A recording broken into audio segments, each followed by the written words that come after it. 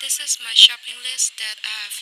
prepared before going to the market. Tai có mua là so là say mum trong vô lê.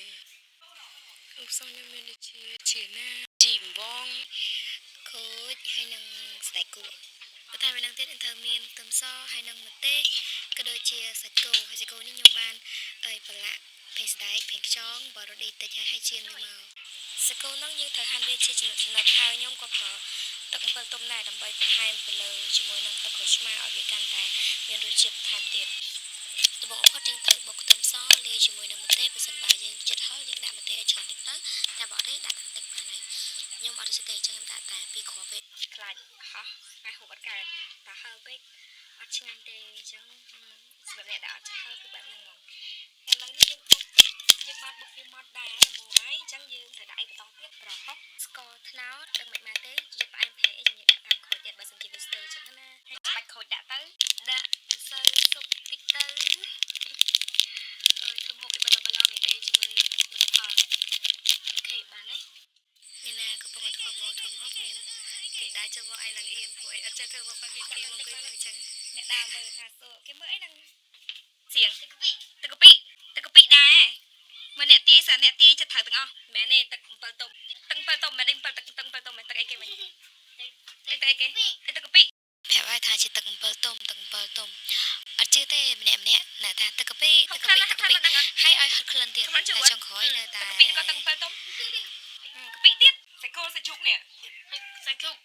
លក់ហ្នឹងលក់មកដុំមកសាច់គោដូចជ្រូកក៏សាច់គោឥឡូវតោះទៅដៃគេវិញដាក់ស្បែកគួរចូលហើយនឹងដាក់សាច់គោនេះចូលទៅចាប់ហើយយើងបុកទៅបានហើយ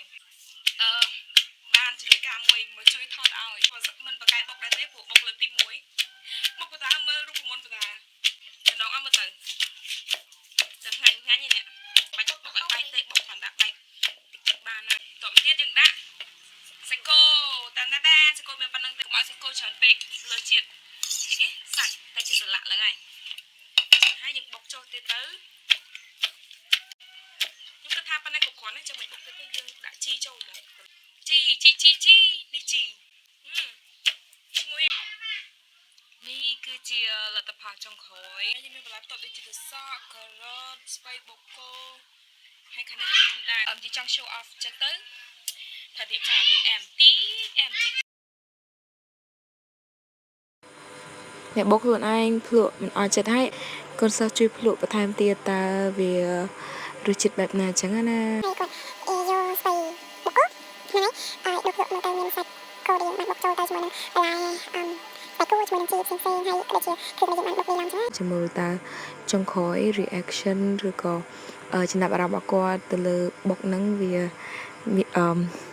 មានរសជាតិឆ្ងាញ់កម្រិតណាចាំស្ដាប់ទាំងអស់គ្នាមិនដែរអូខេអត់ណាមកអូខេđiមើលឆ្ងាញ់អត់ឆ្ងាញ់មែនទេ